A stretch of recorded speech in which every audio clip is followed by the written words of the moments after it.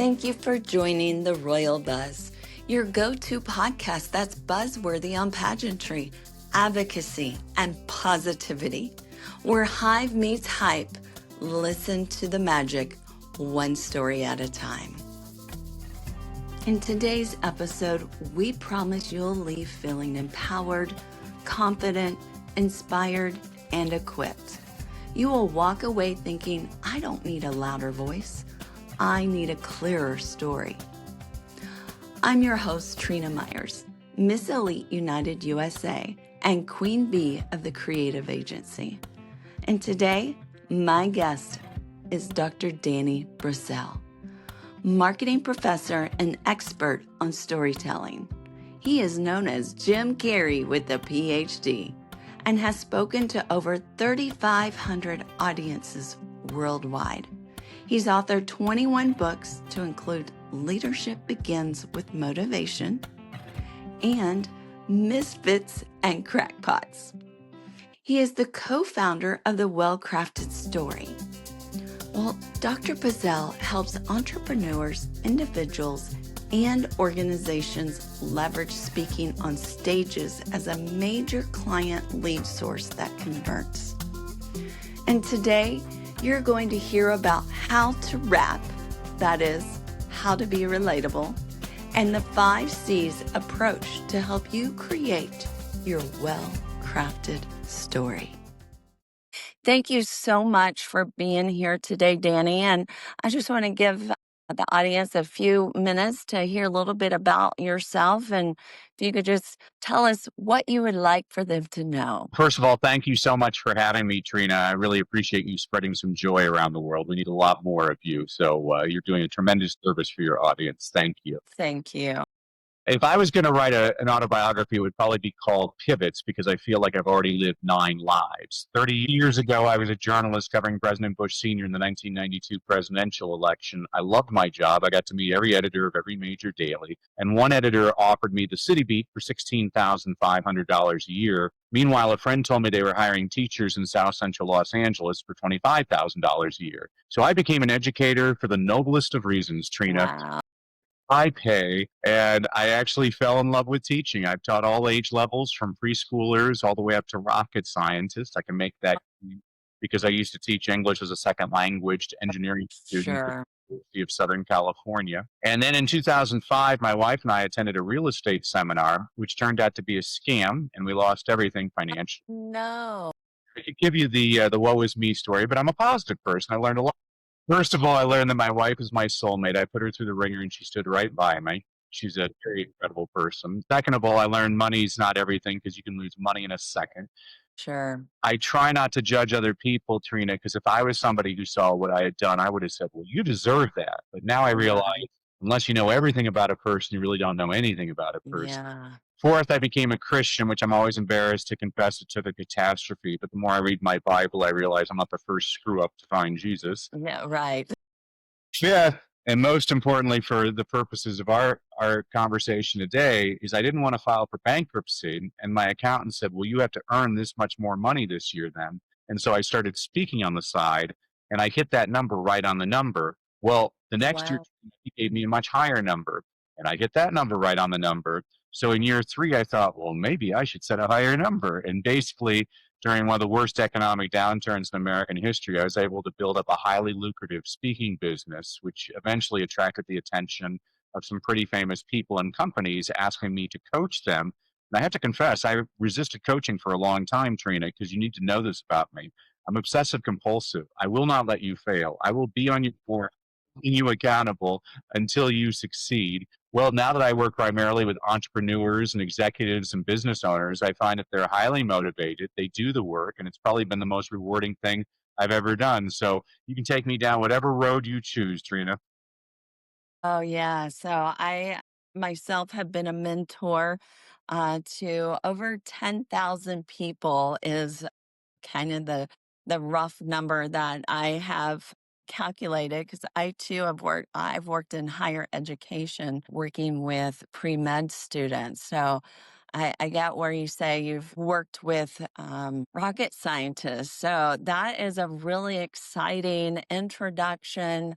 And what an amazing life you have lived. I think that sometimes we get in our head and that imposter syndrome settles in, and we have to remind ourselves that what we do have to offer can help somebody. It's not that we may be helping that rocket scientist every day, but those little nuggets of knowledge can be so impactful. So, Absolutely. one of the things that I wanted to talk to you more about today is the storytelling aspect of it.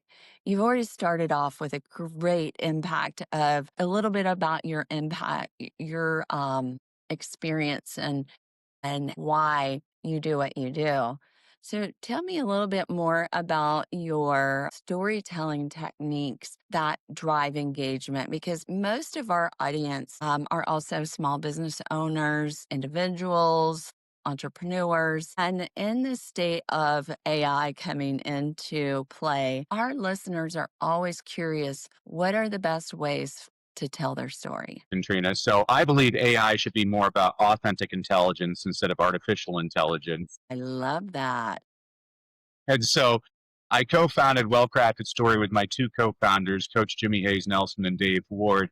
I call us the professor, the performer, and the producer because my background is in academia. Coach Jimmy used to be a Broadway actor, and Dave is an attorney. So we all bring different. Wow. Yeah, it's actually really. Very unique. Yeah, absolutely. And so you have to forgive me. I'm a former school teacher, so everything I do either rhymes or it's alliterative. That makes it entertaining. I find you can remember it a little bit easier that way. So we created what we Sure. call our 5 C's approach to help you create your well-crafted story.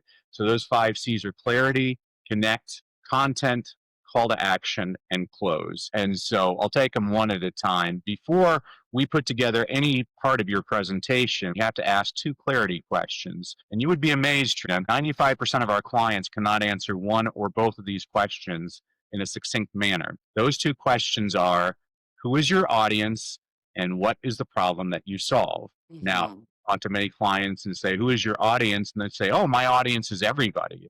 Well, if your audience is everybody, your audience is nobody. Right. You said about niching your audience. So, for example, when I began speaking, I was a former public school teacher. And so I started by speaking to public school teachers because I knew that community, I knew the language that they spoke. Now, you can always expand your community. So I expanded beyond public school teachers to all teachers, all grade levels. Then I started including parents of students, school administrators. And then I was in a mastermind, and one of the gentlemen in my mastermind did me a tremendous favor, Trina. He said, Danny, I need you to motivate my sales team. And I said, I don't know if I have any qualifications to do that. I'm just a public school teacher. And he looked at me like I was an idiot. He said, Danny, Right. he's like, Danny, if you can motivate inner city teenage boys to read Shakespeare, I'm pretty sure you can motivate my sales team. Yes, exactly. Well, it was a huge favor he did for me, Trina, because he got me to expand my offerings and thinking a little bit more broadly. And so I always like to get people to start with a very narrow niche. And so the narrow niche would be like organizations that you're already a part of. And then the second question, what is the problem that you solve? People don't care what your offer is. All people care about is their own problem. So if you can Right. keep on directly talking to their problem, they're going to start to realize, hey, this person is really aware of what I'm going through. And so that Mhm. leads to the beginning of a presentation, which is connecting with your audience. So again, former school teacher, everything rhymes or it's alliterative. So I say, this will be very important for your audience, specifically, Trina. I always say in the first 5 minutes of a presentation, you have to wrap. RAP stands for you need to demonstrate that you're relatable to them. You have to show your authority, and then you have to share your purpose. So relatable.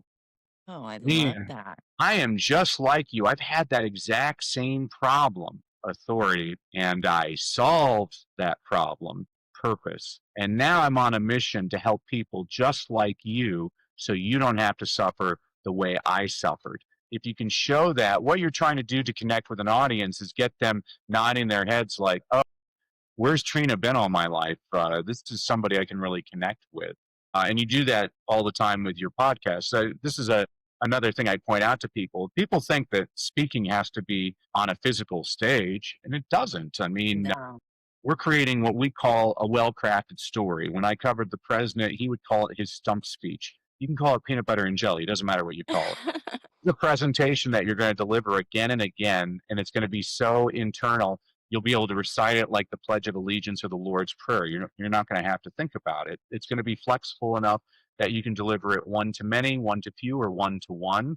It can be delivered in an hour or a 30-second elevator pitch. It can be delivered live, or it can be delivered taped. It can be in person or virtual. We're going to make this flexible. And your podcast is an excellent platform. There's people that you can reach on a podcast. This is actually something I was sharing with the hostess of a podcast I was on the other day. She said, well, we don't have that many subscribers. And I said, I don't care how many you have. I just care who you have. If you only have one Right. subscriber and it's the president of the United States, that's not a bad subscriber. Right, exactly. It only takes one to make that impact. Absolutely. You never know, Trina. When I first started speaking, my public library asked if I would do a free presentation. They said, we're going to get 500 people here. I said, yeah, that sounds great. Well, 4 people showed up, Trina. Sure, right. 2 of them were my realtors. The other 2 was a Hispanic couple that didn't speak a word of English.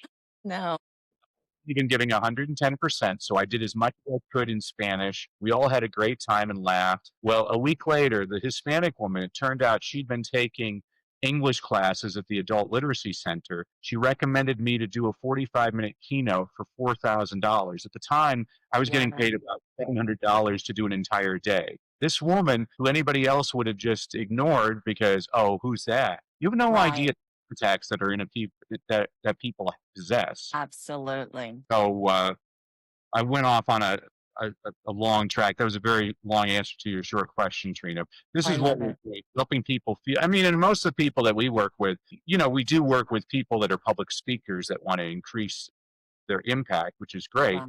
The majority of the people we work with, they're either terrified of speaking or they have no interest in speaking. And what we're doing is showing them how to use speaking to grow your business. Right. And a lot of times people get stage fright, getting in front of a camera or getting up in front of people. And this is another alternative way for someone to share their story and get their voice heard and to be able to help others in need without having to have that face forward. Correct. Well said. One of the things so your storytelling techniques, I love the looking at your audience, capturing their attention and being relatable. And you're absolutely right. One can make a difference. I know myself, I've traveled over the US, spoken to, like you said, you show up thinking you're going to have a room full of people and only one person showing up to thousands of people in the audience. Mhm. Now, having that authority, some people don't realize that they do have that authority, that their experience provides that authority. One of the things I see, you have published over 20 books, which is really exciting. Can you tell us a little bit more about which is your favorite book that you have published and how would it help for our audience? Well, a book is just an extension of speaking. As a matter of fact, most of my books are based on my speeches. When I was a middle school teacher, I was the only teacher in the school that none of my students were ever tardy to class. And the reason was I always started off class with a Paul Harvey story. I don't know if you remember Paul Harvey, Trina. I sure do. We're both kind of old here. At this point, you got to. Yeah, I grew up listening to Paul Harvey on the radio. He'd come on every day at 12:15 and say, "I'm Paul Harvey with the rest Yes, of the story." absolutely. And for 5 minutes, he described something, and you're trying to guess the whole time who's he talking about or what's the company or whatever. And my students loved it. But the problem was a lot of his stories are about Fred Astaire and Sears Roebuck. Well, today's kids don't even know what those things are. Right, right. I I wrote the book Leadership Begins with Motivation as an homage to Paul Harvey, and that's updated stories about people more contemporary like Elon Musk and Jeff Bezos. But after I finished writing the book, Trina, I read it and I'm like, oh, that's interesting. Completely unintentionally, the majority of the stories in that book are of white male Americans. And so I wrote in crackpots, and most of the stories in that book are primarily women, minorities, and international people. Because I think it's probably been the most fun I ever had writing a book because I wasn't even. I love it. And then the last book that I wrote is called Convicted. And this is a book, it was a passion project. I'm donating it to every prisoner on the planet. It's the story, it's 52 stories of prisoners that found Christ while they were in prison. It's just a story of, it's a collection of hope stories to show people that until you're underground, your story's still being written. I absolutely love that. It really puts that emphasis on the authority of that your story does matter. Absolutely. Everybody has a story, by the way. I'll give your audience an exercise that I do with clients, Trina. So Okay.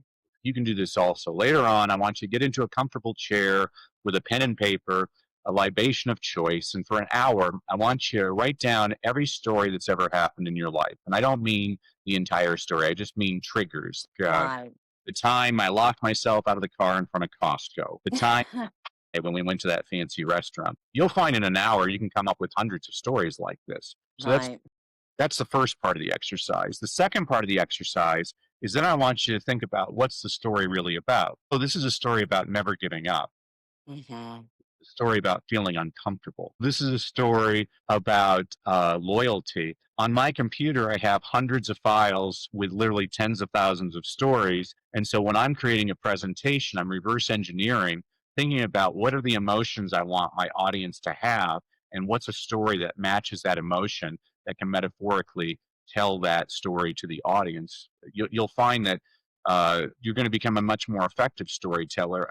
There's great speakers out there, but there's a difference between a great speaker and a great effective speaker. The great effective speakers, they tell stories with intention. There's a reason for that story. This is all that Coach Jimmy and I are doing when we're working with our clients. If our clients come back and tell us, "Hey, Danny, I got a standing ovation," like that's great, or they'll say, "Hey, Danny, people think I'm a wonderful speaker." I'm like, well, that's wonderful. The only way I'm evaluating your effectiveness as a speaker is how many people in your audience have decided to take the next step with you. So Mm. unpaid next step, like subscribe to my podcast or vote for me. It can be more likely a paid next step for the entrepreneurs in your audience, like buy my product or invest in my coaching program. We want to know our numbers. How many people are in your audience and how many people have decided to take that next step with you? And that's what we're constantly looking at is how do we increase that number? It's a great viewpoint, and I also like to add that it's also about the impact of what did they remember? Did they remember your story, or do they remember key points that you left with them? Because not everybody is going to be, a paid or a subscriber, but, your story leaves an impact that they remember. And, it might just be a word of mouth. I went and saw this great, amazing speaker, and they told me about X, Y, and Z in storytelling techniques. So I think that's also a key point for our listeners to remember. Yeah, of all people, it was Joseph Stalin who said that a million people dead is a statistic, one person dead is a tragedy. Mm, Translation: X tell, but stories sell. X inform, stories transform. I'll give you an example. If you look at the Bible, Jesus is the most frustrated teacher on the planet. He's talking to his yes, disciples all the time, and they just don't get it. He's like, all right, I'll tell you a story. So he keeps on telling them stories to get so that they understand the point. I would bet, Trina, that 9 out of 10 non-Christians are familiar with the story of the prodigal son. They're right. they're familiar with the story of the Good Samaritan. They're familiar with the story of David and Goliath. But I would also bet that 9 out of 10 Christians cannot tell you the Ten Commandments. And the reason is because the Ten Commandments was not presented as a story. It was presented as a PowerPoint bullet list of.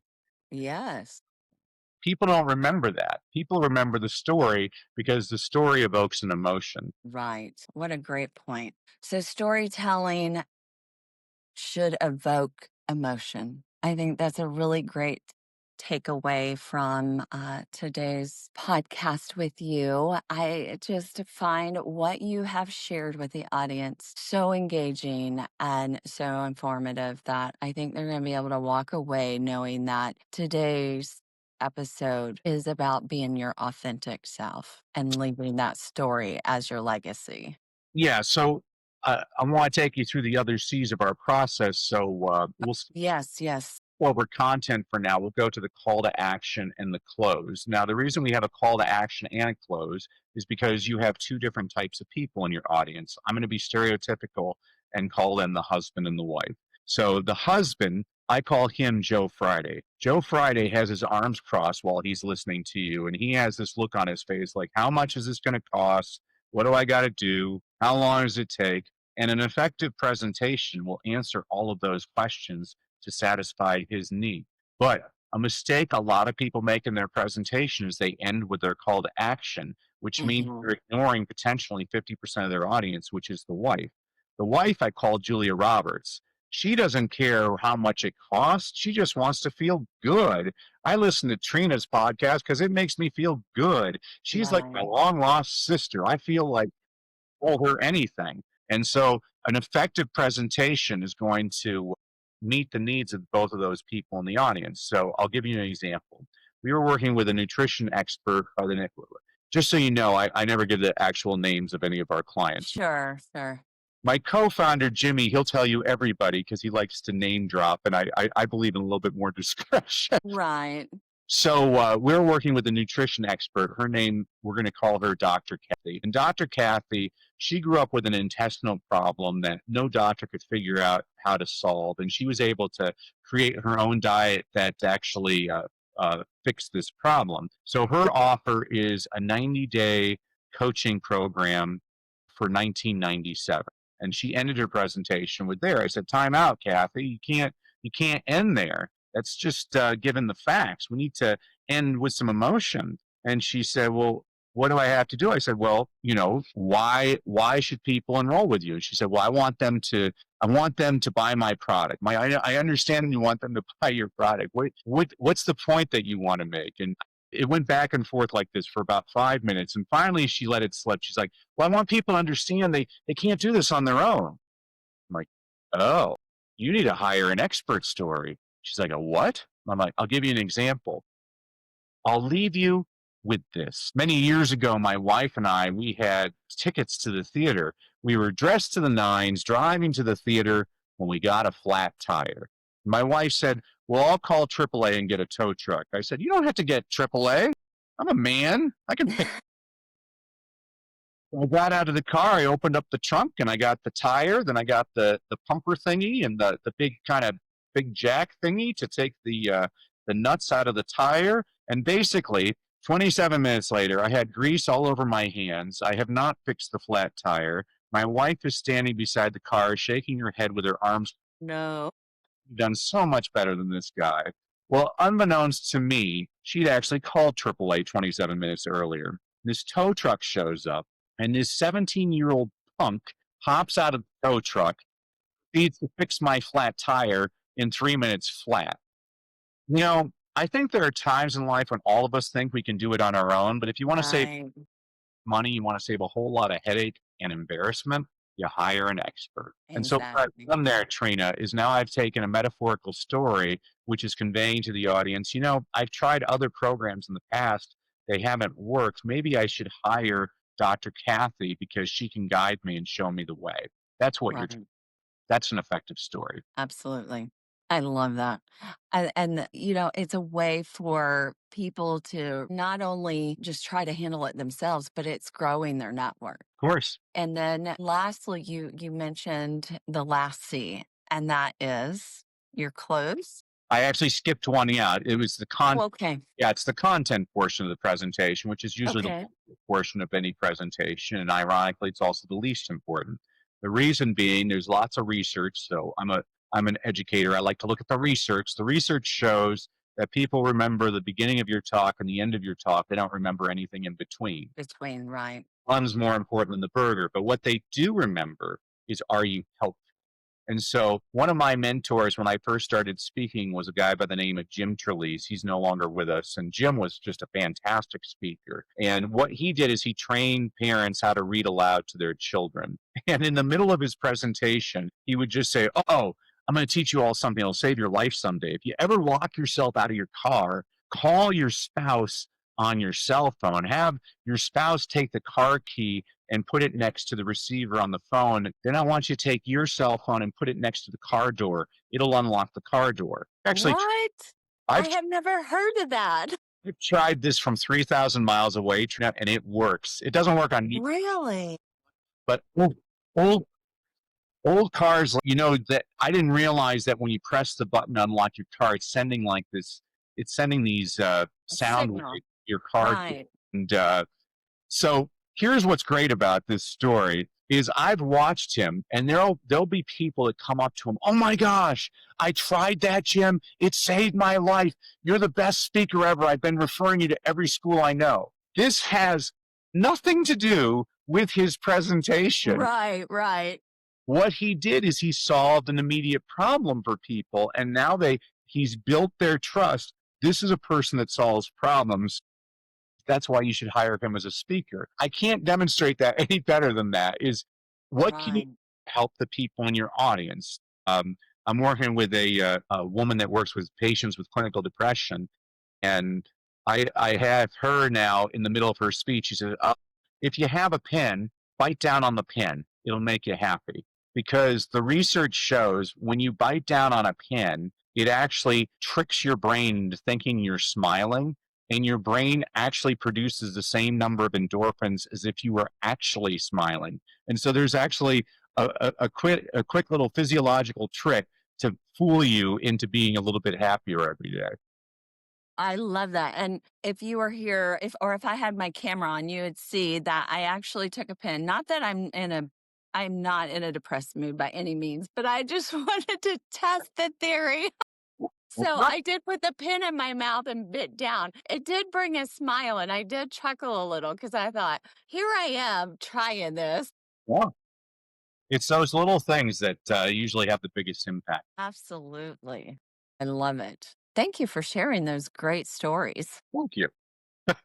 And, I think that you too re-sharing that story is very impactful, and our audience will probably be remembering you from those stories as well. Well, continue to tell us the rest of the story, as Paul Harvey would say. Well, Trina, people always ask me, how do you get better as a speaker? And I say that there's only two ways to get better as a speaker. First of all, you need to watch lots of people speaking. I mean, I watch 10 speakers a day. I watch politicians. I watch televangelists. I watch comedians. I watch them in front of big groups, in front of small groups, in front of men, in front of women. Here, I'll give you a ninja strategy. I watch a lot of televised award shows. And Hmm. people ask me why. I'm like, when a person wins the Academy Award, they only have 45 seconds to connect with their audience. I want to see how Right, they use their time. Most people waste their time. They get up there, they're like, "I want to thank God, I want to thank the Academy." right. Nobody's paying attention. But every now and then a person aces it. So a few years ago, there was a gentleman by the name of Joe Walker who won the Academy Award for Best Film Editing. Now, this is Hollywood, the Academy Awards. All the important people are in the front of the room, the actors. And the camera's scanning the crowd. And you can see nobody's paying attention because this is film. Hmm. Joe Walker gets on stage. He's British. He speaks very slowly and deliberately. He says, "A lot of people don't know this, but when phrased properly, the term Academy Award nominee can be used as an insult." Well, now the camera scans the crowd. You see people leaning in like, what's he talking about? Right. For example, yesterday I got in an argument with my 17-year-old daughter, and she said, "Well, Academy Award nominee Joe Walker." All of a sudden, you see everybody laughing hysterically. He gets off stage. Denzel Washington wants to meet him. Sandra Bullock wants to meet him. Brad Pitt wants to meet him. Time magazine said he was one of the highlights of that year's Academy Award. Wow. Well done, Joe Walker. So Absolutely. first of all, you want to watch a lot of speakers. I mean, I know that a lot of your listeners, they work in beauty pageants and things. I'm going to watch a lot of beauty pageants. Let's see how Yeah. those questions, and Right. let's see who wins. Why did they win? What was it? What did they say? What did they do to connect Mhm. with their audience? The second way, you get better at speaking. I've had lots of wonderful mentors and coaches throughout my career. One of my mentors was a guy by the name of Jim Rohn. And Jim used to say, you can't pay other people to do your push ups. Translation, you got to do the You rest. do the work. Yes, Absolutely. absolutely. I can't tell you. We were talking about stage fright earlier. Everybody is an amateur before they're an expert. The way to get Absolutely. better is through the reps. This podcast, I promise you, Trina, the first time you did this podcast, you probably stunk. And the second, Yes. the second time podcast, you probably stunk, but probably not as bad as the first time. And now Right. you're doing it long enough that you're starting to find like this is a well-oiled machine. I'm very comfortable. I know how to interview my guest. It's just like speaking is a skill. It can be Yes. taught and it can be learned. And believe me, especially if you have like beauty pageant contestants, I'm going to practice my answers to those questions. I'm going to practice them so often that I had a woman come up to me after a speech 3 weeks ago and she said, "Oh, I'd love to be a speaker, Danny." I'm like, "Oh, that's great. How can I support you?" And she's like, "No, no, no. Oh, I couldn't do what you do. I mean, you're so quick with your answers to questions." And I said, "Time out. The question you asked me, I've been asked that question 500 times. So before Right. you asked me that question, I had 500 opportunities to craft the perfect response that made you so impressed with me. It's reps, always the reps. So you got to be able to Yes. practice. Absolutely. I actually filmed a documentary this weekend, a portion of an episode, and the questions that were asked were ones that I had been asked time and time again.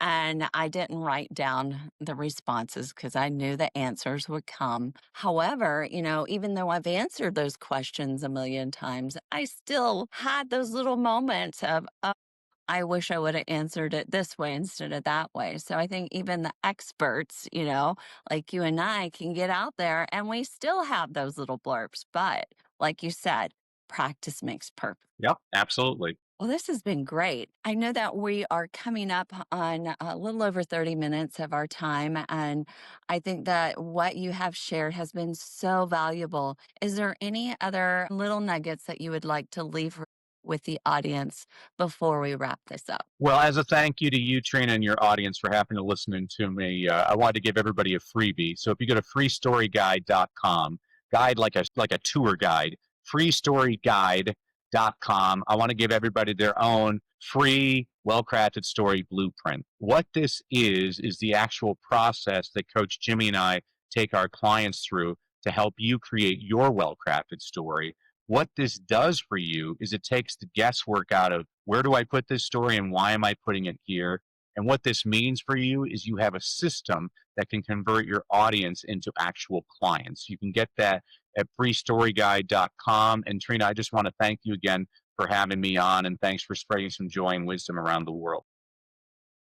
This has been a wonderful experience. And thank you so much, Danny, for sharing your wisdom and your authority and great storytelling along the whole presentation of what you do and how you help others and your experience. And I'm sure that our audience is going to walk away feeling just a little bit more confident and going forward and helping them tell their story, just like you did.